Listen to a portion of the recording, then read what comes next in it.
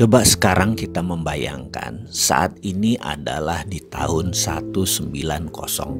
Apa yang kita bayangkan? Kita melihat apa itu peta dunia, geografi dunia di tahun 1900. Apa yang Anda lihat? Asia masih di tempat Asia, Afrika masih di tempat Afrika, Amerika masih di tempat Amerika. Tapi ingat, di tahun 1900 ada 100 negara belum lahir. Indonesia belum lahir, India belum ada, Cina bahkan belum ada. Lalu apa bentuk peta dunia di tahun 1900? Kita semua tahu bahwa peta tahun 1900 berbeda petanya dengan saat ini. Karena peta dulu adalah berbasis kolonialisasi. Jadi wilayah Asia di sini misalnya wilayah jajahan Belanda, kolonialisasi Inggris di India, di Afrika, Belgia, Portugis, Inggris, Perancis dan lain sebagainya. Jadi peta dunia ditentukan oleh peta kolonialisasi. Lalu terjadilah suasana yang di setiap saat di tahun 1900, setiap saat negara Eropa itu yang melakukan kolonialisasi di mana-mana, hampir perang di semua wilayahnya. Belgia hampir perang sama Inggris di wilayah tertentu, Portugis hampir perang sama Perancis di wilayah tertentu,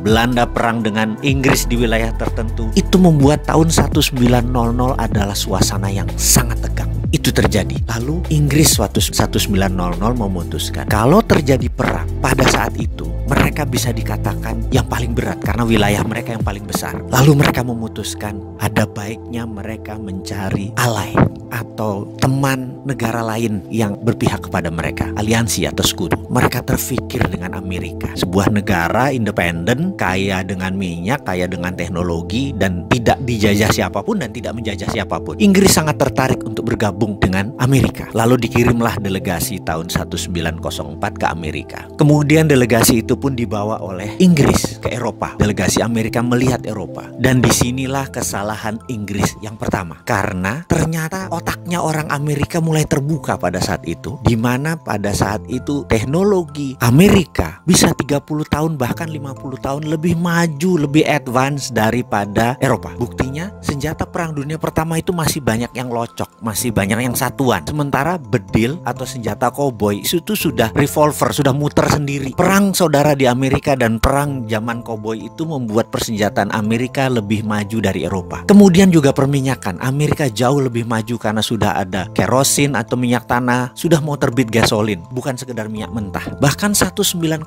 1 jam Amerika bisa menerbangkan pesawat dalam New York Festival 1906. Eropa masih belum tahu apa itu dengan pesawat terbang. Apa yang terjadi oleh Amerika? Ternyata sejak saat itu Amerika punya grand plan, ingin menguasai dunia. Caranya dengan membuat Eropa hancur. Ini menarik karena itu perang dunia pertama terjadi, Amerika memang bantunya kecil, memang ingin hancur. Kemudian puncaknya sewaktu 1933 begitu Hitler Nazinya sudah mulai menguasai Jerman dan sebagian Polandia, dia sudah mulai menyerang. Amerika diajak masuk itu oleh Inggris untuk membantu Eropa adalah di 1939. Amerika nggak maju-maju banget, setengah-setengah hati aja. Kenapa? Karena memang Amerika ingin Eropa hancur. Lalu full Amerika mau masuk adalah ketika mereka melakukan strategi yang luar biasa, di mana di tahun 1944 mereka mengadakan meeting di kota kecil di utara Boston yang namanya Bretton Woods. Di kota inilah mereka mengontrol orang-orang negara-negara perang tadi, diundang dan dikatakan kita tidak inginkan ada perang dunia ketiga. Jawaban mereka kompak, tidak mau. Karena itu harus ada 3 hal yang harus mereka lakukan dan mereka setuju. Nomor 1, dunia harus mempunyai currency. Currency dunia itu haruslah dolar. Mereka tidak bisa bilang apa-apa, tapi delegasi Perancis keluar karena marah. Tapi apa terjadi begitu Perancis diserang lagi oleh Jerman? Delegasi Perancis pun pulang lagi dan menyatakan oke deh, setuju. Akhirnya sepakat currency dunia adalah dolar. Kedua, kita, kata mereka, harus mengontrol ini dengan menciptakan World Bank. Mereka pun setuju. Dan ketiga adalah punya IMF, International Monetary Fund, untuk mengontrol dana tadi. Mereka pun setuju. Semuanya itu kantornya di Washington, artinya memang di bawah Amerika. Bahkan kalau voting right, suaranya Amerika itu 26% di IMF. Dan syarat untuk disetujunya sebuah resolusi harus 75% suara. Alias dengan kata lain, kalau Amerika tidak setuju, resolusi IMF tidak pernah keluar. Artinya IMF memang milik Amerika. Begitu mereka menandatangani, barulah